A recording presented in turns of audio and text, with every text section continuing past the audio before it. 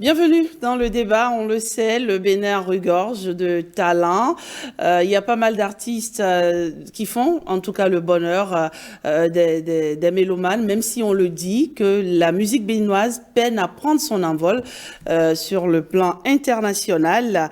Alors, le Bénin musical, c'est une question. Le Bénin musical doit-il retourner à ses origines pour espérer, n'est-ce pas, prendre un réel envol? On en parle avec mes trois invités de ce matin. Le Bénin, quelle musique identitaire? C'est la question en débat. Marcel Padé, bonjour. Bonjour. C'est pas tous les jours qu'on vous voit sur un plateau de télévision. Merci d'être avec nous. Vous êtes musicologue. Je suis musicien aussi. Vous êtes musicien et musicologue, n'est-ce pas? Alors, juste en face de vous, nous avons Eric Thompson. Qui ne connaît pas Eric Thompson? Moi, je connais en tout cas, et je sais qu'ils sont nombreux à vous connaître.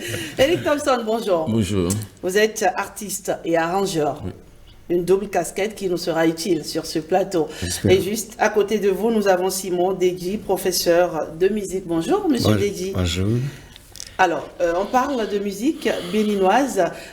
Marcel Padé, est-ce qu'on peut parler aujourd'hui d'une musique béninoise ou d'une kyrielle de musique béninoise? Il y a une musique béninoise qui existe. D'accord. Déjà, nos musiques traditionnelles sont représentatives et répondent bien à cette question. Maintenant, peut-être que ça va déjà lancer le débat. Quand on parle de musique béninoise, les gens pensent qu'ils aussi voir cette musique s'exprimer sur le plan international. Bon, là, il y a beaucoup de choses à dire. Bon, donc, d'accord. Il y a quand on parle de la Côte d'Ivoire, on sait qu'il y a le coupé-décalé. Quand on parle du Congo, par exemple, on sait qu'il y a le ndombolo, on sait qu'il y a la rumba. Plus loin, quand on va au Cameroun, on sait qu'il y a le bikutsi, le makossa et autres. Mais quand on parle du Bénin, Eric Thompson, il y a quoi? Il y a plusieurs choses. Et simplement qu'il y a un effort à faire pour être plus visible au plan international. À l'intérieur, on a plusieurs musiques qui s'expriment, chacune à un niveau de développement, à un niveau d'épanouissement, et qui demandent simplement à être renforcées pour que, au-delà de nos frontières, cette musique puisse s'exprimer. Ça, la visibilité de cette musique à l'international procède d'une politique qu'il faut mettre en œuvre, tout simplement. D'accord. Donc, nous avons de la matière à l'intérieur, nous avons de la matière qui se travaille tous les ans, qui se travaille sur plusieurs plans et qui demande simplement à être exportée. Et pour être exportée, il y a une plus-value ou bien une valeur ajoutée qu'il faut y apporter. Vous pensez qu'on a déjà tout? On a tout. On a tout. Mais qu'est-ce qui va pas? On a des rythmes, on a des musiciens, on a des thèmes musicaux, on a un marché intérieur, on a des créateurs de cette musique, on a tout. Il reste maintenant comment mettre tout ça là dans un moule managérial de façon à plaire davantage à l'intérieur et à s'exporter. D'accord. Voilà, Monsieur Deji, vous partagez l'avis d'Eric Thompson? Oui, en partie, ou en grande partie. C'est en partie ou en grande partie? En grande partie, parce que je suis dans un comité avec lui sur cette recherche de musique identitaire béninoise. D'accord. Alors moi, mon problème, mais qu'est-ce que je me suis posé souvent, c'est comment un pays qui regorge autant de rythmes du nord au sud, de l'ouest à l'est, n'a pas pu se révéler rapidement, comme vous l'avez dit, les Sénégalais, les Camerounais, et ainsi de suite. Alors, la question que je me suis souvent posée, est-ce que c'est dû à la qualité de notre musique, à la qualité des rythmes, à la qualité des textes, à la qualité, je ne sais pas, ainsi de suite, à la qualité de la voix, tout ça. Qu'est-ce qui nous empêche d'évoluer? Et c'est là que je mets une collade dans la poche de Eric qui dit il faut forcément maintenant qu'on ajoute une valeur à nos musiques pour qu'elles puissent transparaître. Il faut qu'on ajoute une valeur à nos musiques pour qu'elles puissent davantage éclore. Alors, monsieur Padé, c'est quoi cette valeur qu'on ajoute à la musique? Il faut déjà les moyens financiers quand même. Parce que les créateurs, ça ne manque pas, les compositeurs, les instruments, tout ça, ça ne manque pas. Souvent, je crois que c'est l'accompagnement qui fait défaut. L'accompagnement L'accompagnement, l'encadrement, et puis... qui c'est qui accompagne, qui c'est qui encadre?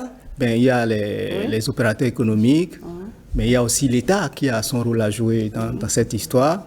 Puis il y a les managers, il y a l'équipe technique, il y a tout un tas d'encadrements qu'il faut mettre en œuvre pour, disons, faciliter cette ascension vers l'international. Mais logiquement, quand on a du talent, il s'impose tout seul, n'est-ce pas? Non, soyons d'accord sur une chose. N'oublions pas quand même au Bénin, nous sommes quand même très extravertis. Oui. C'est-à-dire qu'on donne souvent l'impression que les bonnes choses viennent de l'extérieur, alors que les valeurs sont là. Ce que moi je pense qu'il faut, il faut mettre l'accent à occuper notre marché national déjà. C'est quand on peut occuper notre marché qu'il va y avoir ces débordements sur l'extérieur. Mais quand nous passons tout notre temps, et ça c'est dans l'esprit aussi de nos consommateurs, quand nous écoutons nos médias, faites quand même un petit rapport pour voir combien de musique béninoise on passe. Forcément, psychologiquement, les gens seront tentés beaucoup plus d'écouter les musiques qui viennent de l'extérieur que les musiques internes.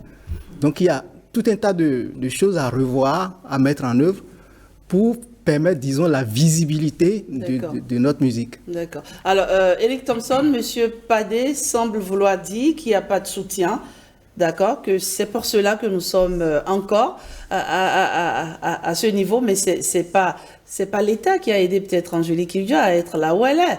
C'est pas pour rester même à côté. Les Terribas aujourd'hui vendent bien l'image du Bénin. Eric Thompson.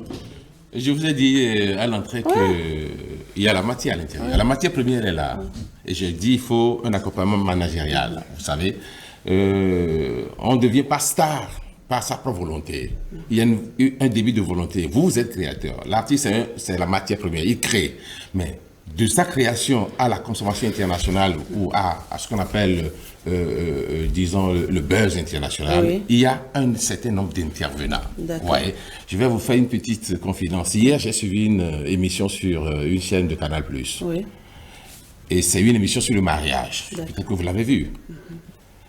J'ai vu plusieurs couples. C'est une compétition de mariage. J'ai vu plusieurs couples passer dans l'émission, dans cette compétition. À toutes les étapes de leur mariage. Je vous ai dit, le fond musical de chacun d'eux n'est jamais sorti du territoire national. Je parle de la Côte d'Ivoire. D'accord. Voilà, ça veut dire quoi? Il y a d'abord un patriotisme à consommer le produit. Je l'ai senti à un moment donné dans ce pays quand Toron a sorti le tchik. Je l'ai senti quand nos jeunes frères Panthères Noirs ont lancé leur mouvement Soyoyo. Ça veut dire quoi? À ce moment-là, l'accompagnement qui devait se faire pour en faire un produit amélioré d'année en année n'a pas été. Ils se sont débrouillés seuls avec leurs petits moyens, avec leurs petits journaux. Ce n'est pas ça qui fera de nous, disons, un phénomène musical international. Et donc, ce qu'il dit est vrai. Vous dites, moi je crée, depuis je me suis toujours débrouillé seul. Je vous dis le mot, je me suis toujours débrouillé seul. Et l'État, à un moment donné, m'a appuyé sur la formation. Et je sais ce que cette formation m'a apporté. Et cette formation seule ne suffit pas. Je suis désolé de prendre mon cas. C'est mon cas que je connais le plus. Bien sûr. Cette formation seule ne me suffit pas pour faire ce que tout Béninois fier de ma musique devait attendre. Et donc, l'accompagnement qui devait se faire au plan technique, au plan financier, au plan promotion, au plan média, n'a pas été. C'est de ça que beaucoup de nos musiciens souffrent. Du coup, avec le petit moyen que vous avez, chacun veut aller rapidement dans ce que j'appelle le retour d'investissement par rapport à ces ressources rares. Or, c'est la musique, le musicien doit être simplement ambitieux. Et tous les corps de métier qui doivent l'accompagner doivent pouvoir être davantage ambitieux de manière à ce que notre musique, à travers, est fondée sur nos valeurs culturelles, nos traditions culturelles, pourra mieux se consommer à l'interne comme à l'extérieur. Aucune musique n'est mauvaise. D'accord. Voilà ce que je pense dire. Alors, quand on observe un peu le Bénin d'aujourd'hui, quel est ce rythme-là qu'on peut vendre, Eric Thompson?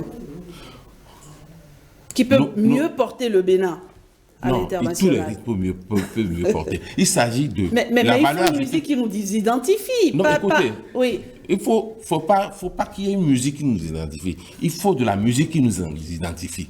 D'accord. Pourquoi vous, là, vous serez d'accord que votre musique que vous appréciez autrement, la musique traditionnelle de votre terroir, que vous appréciez certainement bien, soit tuée au profit de ma musique?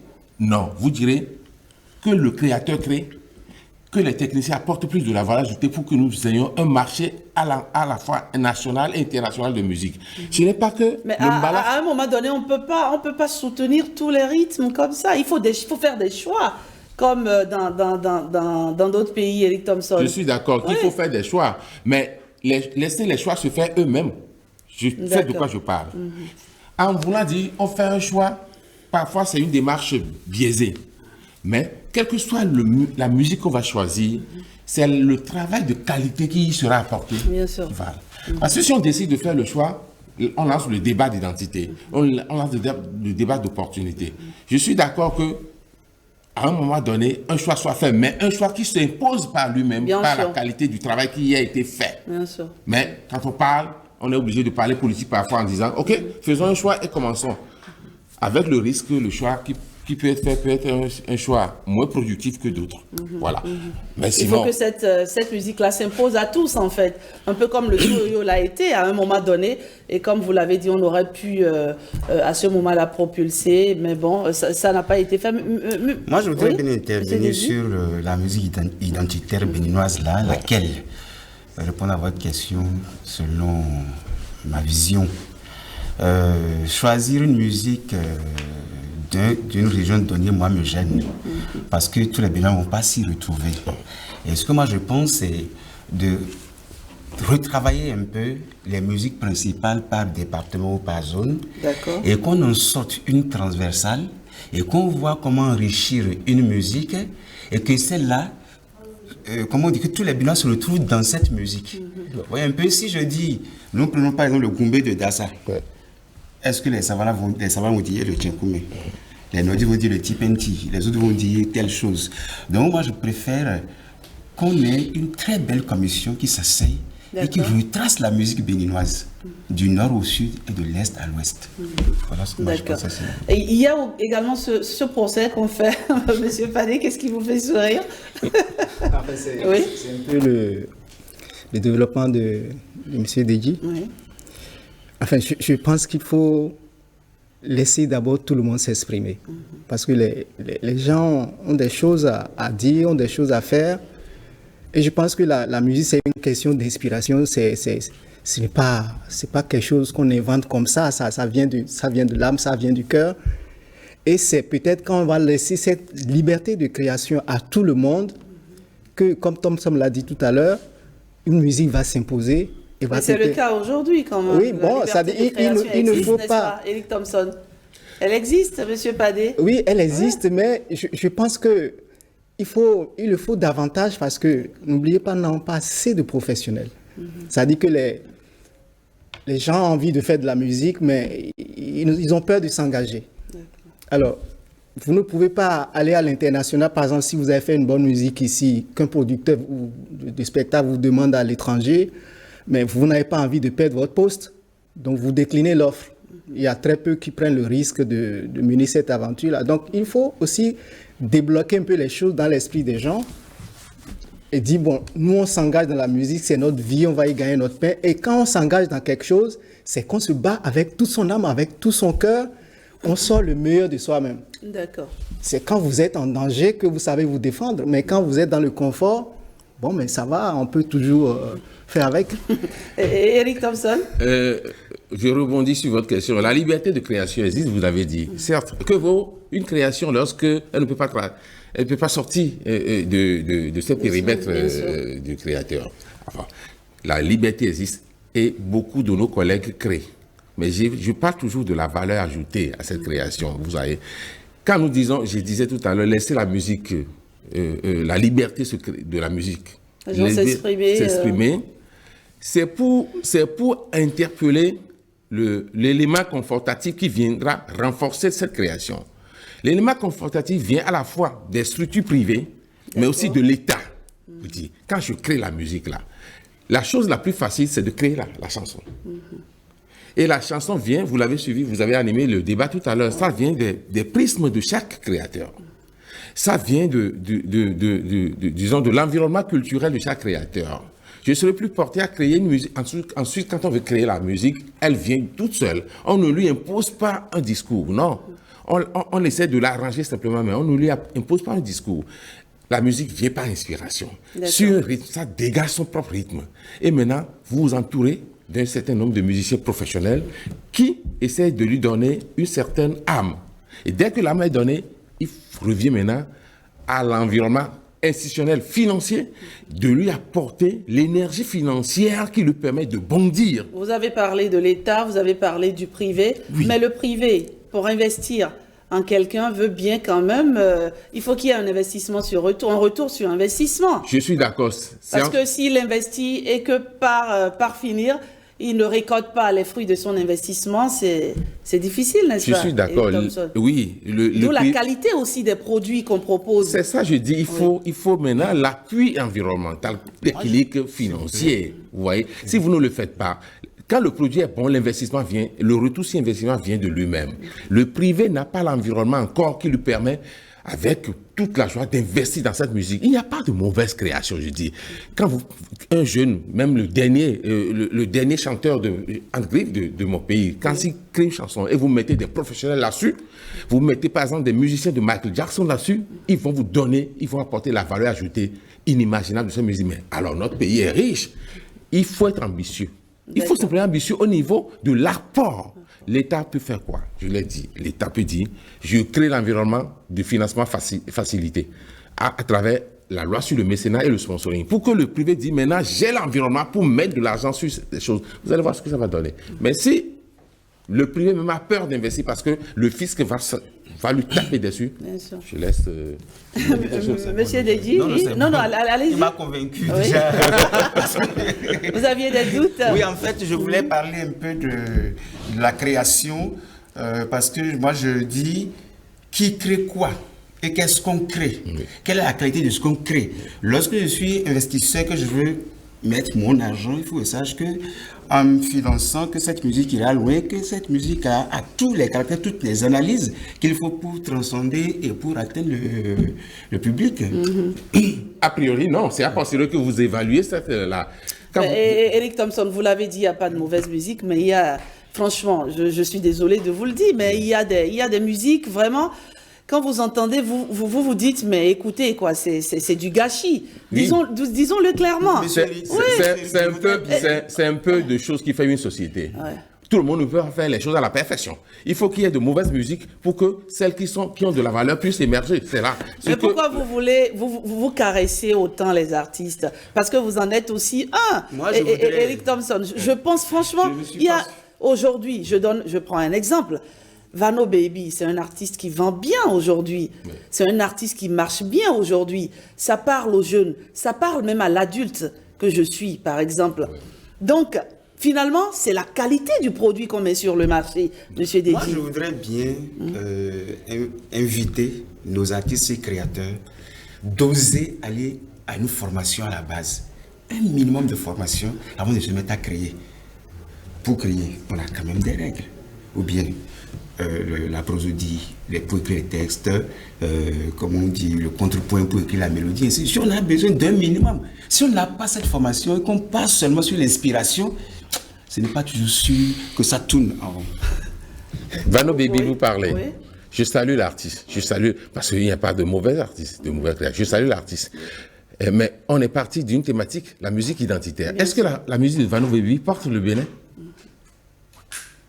Ça ne ressemble pas au Bénin, vous pensez? Non. Vous l'avez collé là.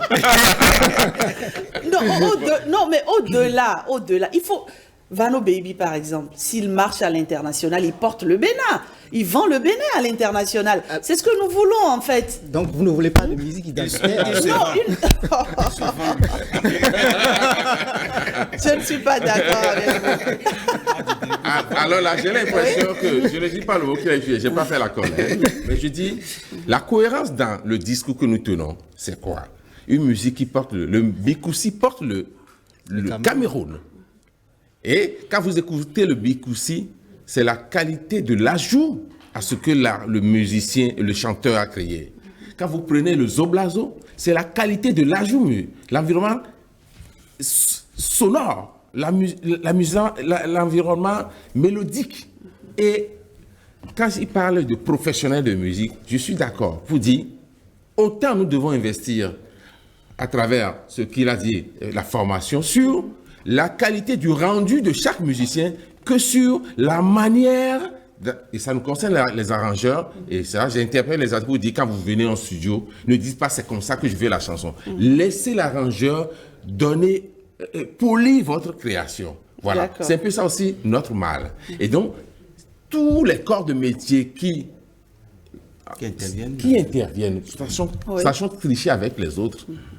La musique rumba, pour venir nous envahir ici, a reçu ce qu'on appelle l'investissement à la promotion internationale. Ce n'est pas deux personnes qui se débattent comme le diable dans l'eau bénite, non. Voilà. L'ambition ne peut pas être seulement au niveau du créateur musicien, il faut être au niveau de tous les corps de métier et avec un élément, un coup de pouce ambitieux de l'État. Je le dis, de l'État. Un coup de pouce ambitieux de l'État. Aujourd'hui, je ne vais pas contenter les gens, pas dire, bon, ça se fait un peu mieux. Non, nous avons... Donc finalement, la musique identitaire qui peut porter le Bénin, c'est quoi? On va la chercher où, cette musique? Traditionnelle? Moderne? Quand vous parlez de musique identitaire, c'est d'abord l'identité. Notre identité, c'est dans notre façon de nous exprimer à travers notre musique traditionnelle. Il a dit la transversabilité d'un certain nombre de rythmes déjà connus. Et donc la musique identitaire aujourd'hui, quitte à ce que certains ne soient pas d'accord, c'est que nous sommes obligés d'aller par défaut. Par défaut. Vous dites, OK, on fonce dans tel sens retenu par un échange entre un certain nombre de techniciens qui ont la même ambition de la chose. Et après, il faut accompagner. Il faut accompagner de façon ambitieuse. Il faut y mettre même des milliards. Outils. Monsieur Padé, en attendant, j'invite Stanislas Lincoln à nous rejoindre puisque les internautes également nous ont répondu à la question du jour. À l'étape actuelle, quelle musique selon vous représente ou pourrait représenter l'identité du Bénin? Monsieur Padé? Oui. Alors, dites-nous, est-ce que c'est demain la veille? Non, mais nous y sommes déjà. Nous y sommes déjà, d'accord. C'est que ces musiques-là existent. Nous sommes riches. Comme mes deux amis l'ont dit tout à l'heure, on a tout ce qu'il faut, mais il y a un travail technique qu'il faut faire. Vous savez, en matière de musique, on distingue généralement les rythmes binaires, les rythmes ternaires. Là, c'est encore un problème technique. Peut-être que nos amis ne vont pas comprendre. Nous avons beaucoup de rythmes ternaires chez nous. D'accord. Alors que, en réalité, ce qui fait bouger, c'est les rythmes binaires. Ça veut dire... Il faut travailler. Mais là, il y a les rythmes composés. C'est-à-dire, en ce moment, comment est-ce que nous faisons, nous, les rythmes que nous avons, comment est-ce que nous allons les travailler pour les rendre accessibles, pour faire bouger les autres? C'est en cela que les musicologues que vous êtes, oui, mais si on interpellés, n'est-ce pas, Eric Thompson? Les arrangeurs aussi. Mais il faut faire appel à tous ces techniciens-là pour travailler. Lorsque ce travail a du mal à franchir les frontières immédiates qui vous entoure. Si mon œuvre, vous nous donnez la possibilité aujourd'hui de parler de ça, mais c'est des choses auxquelles nous pensons depuis des mois, des années, mais dans notre petit cercle, parce qu'on n'a pas réellement d'interlocuteurs qui nous accompagnent dans la durée. Et je sais combien, pour avoir été votre fan, je le suis toujours, hein, avec Eric Thompson. Vous avez dit fan? Non, fan, non, je sais combien la recherche musicale vous tient à cœur et vous faites un énorme travail à ce niveau-là. Alors, Stan, dites-nous, que disent les internautes ce matin? Bonjour Rachida Biamman, bonjour à chacun et à tous. Et spécial bonjour au musicologue Padé qui est sur le plateau, que j'ai eu la chance d'ailleurs l'année dernière de visiter dans son studio où il s'inspire des signes de phare pour travailler la musique identitaire béninoise. Félicitations à lui et je reviens à mon sujet. Oui, les internautes, ils sont nombreux à réagir. Plusieurs rythmes béninois peuvent représenter le pays au plan national comme au plan international. Cependant, estiment ces internautes, cette diversité musicale du fait de la richesse culturelle du Bénin constitue en même temps une difficulté pour la promotion de son identité musicale, estiment ces internautes qui pensent que certains artistes de renom s'en sortent et promeuvent mieux la culture béninoise au plan national et au plan international. D'accord, on y va pour quelques relais de postes. Oui, et la première réaction nous vient d'Innocent Thiboutet sur notre compte Twitter. Il affirme « Nous avons des artistes de différentes qualités, je vais dire de différentes catégories. Donc, nous ne pouvons pas choisir ni un morceau ou encore un artiste clé pour représenter le Bénin. Si il existe un rythme qui peut représente le Bénin, c'est le Zenli, nous souligne Adinon Fréjouis toujours sur notre compte Twitter. Selon Victor Guy Oluatieum sur notre page Facebook, je disais tantôt selon Victor Guy Oluatieum sur notre page Facebook, on a le Massé Gohun qui est un rythme qui représente l'identité du Bénin. C'est un rythme du sud Bénin. Parlant de rythme, on a aussi le Gbon à Konhun, le Tienkoumen, Gota, Kaka, Eyo et bien d'autres rythmes qui sont également des rythmes du Bénin et qui peuvent représenter le Bénin ailleurs. Cette variété de rythmes fait dire à Jérémy Kokou Kounoui que le Bénin est un pays composé de multiples et diverses cultures propres à chaque région et c'est selon la culture et la civilisation de chaque localité qu'on a un rythme. Ainsi, aucune musique ne peut à elle seule représenter l'identité musicale de notre pays, riche de sa diversité culturelle, vient conclure Edouard Kakpo. Cependant, poursuit-il, certaines icônes de la musique béninoise peuvent valablement nous représenter à l'extérieur compte tenu de l'admiration que suscite leur savoir-faire et leur capacité à combiner plusieurs rythmes, plusieurs langues dans leur production musicale, nous fait savoir notre ami Edouard Kakpo. Voilà, merci à tous ceux-là, merci d'avoir réagi. Eric Thompson, je vous voyais acquiescer par moment. Ils ont tout dit, n'est-ce pas, les internautes? Il a parlé de transversabilité de certains nombre de rythmes pour pouvoir dégager quelque chose. Moi, j'ai parlé de laisser les rythmes, les créations s'exprimer, et il y en a qui vont se dégager. Mais le piment, ou ce que j'appelle l'arôme nécessaire, c'est l'environnement technique et financier qui accompagne. Et il faut travailler maintenant à créer cet environnement, n'est-ce pas? Oui. C'est déjà fini pour ce débat, ça passe très vite. Monsieur Padé, votre mot de la fin? Je pense que les gens nous ont écoutés. Il faut que les gens prennent des décisions. Il faut que les musiciens, les créateurs soient aidés, soient accompagnés parce que les gens, ils ont le génie, mais ils n'ont pas l'argent. Donc, quand vous avez le génie et que l'argent n'accompagne pas, le génie va rester là. Et c'est pas l'artiste qui perd, en fait, c'est tout le pays qui perd. Bien sûr. Eric Thompson? Merci, c'est vite parti à l'heure. Ça passe vite. Actuellement, il y a une expérience qu'on est en train qui est en incubation avec un certain nombre de professionnels. J'espère que nous allons pouvoir, d'ici à là, apporter la solution à la problématique. Je souhaite ça, que l'Esprit Saint nous éclaire. Merci beaucoup. Monsieur Dedi? Oui, moi je ne dirais pas apporter la solution, mais faire des propositions à la situation.